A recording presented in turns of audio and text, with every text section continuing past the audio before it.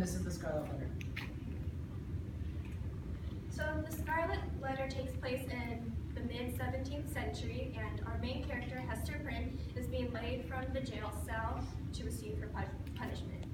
When Hester came to America, she arrived alone, her husband assumed to be lost at sea, and now she is being publicly shamed. The Scarlet Letter on her chest, her daughter Pearl in her arms. Now Pearl came from an affair that Hester had while she was alone. And now an onlooker, or a townsperson tells an onlooker about Hester's crimes. This onlooker plays a vital role, which I will keep a mystery. And he has returned, he has changed names, and is now set on revenge, only revealing his identity to Hester. So, years later, this onlooker finds out who Hester's lover is, and this lover dies of guilt. But just before that, Hester leaves, but returns after the death to continue her charitable work. And years after that, Hester then dies and is buried next to her lover, their tombstone, singular, bearing the Scarlet Letter A.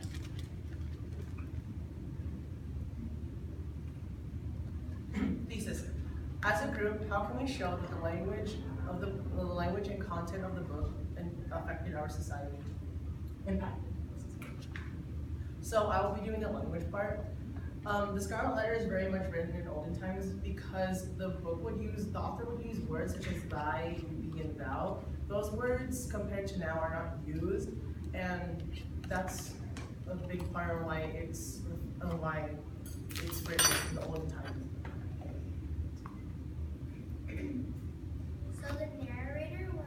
So the unnamed narrator was speaking in third perspective, and he would often give the characters voices so that the characters would come to life. And in addition to that, he would also like to write in the middle so that the readers can interpret the writing their own.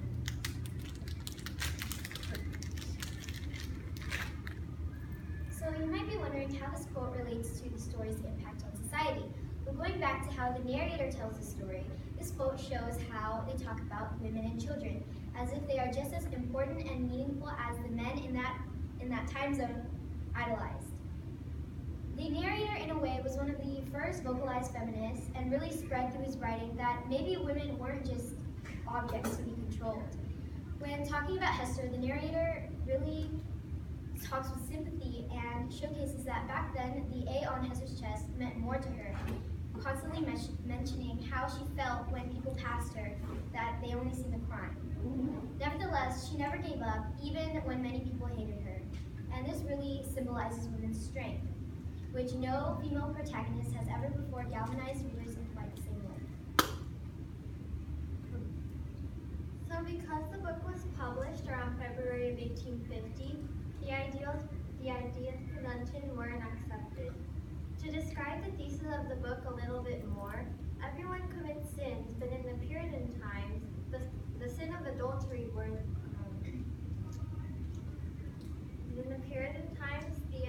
the sin of adultery wasn't accepted either. So whoever did it was shown as someone of a lower class. So to explain these images a bit, so the first one is Hester and her daughter Pearl, painted by Hugues Merlin. I'm sorry if I'm pronouncing that wrong.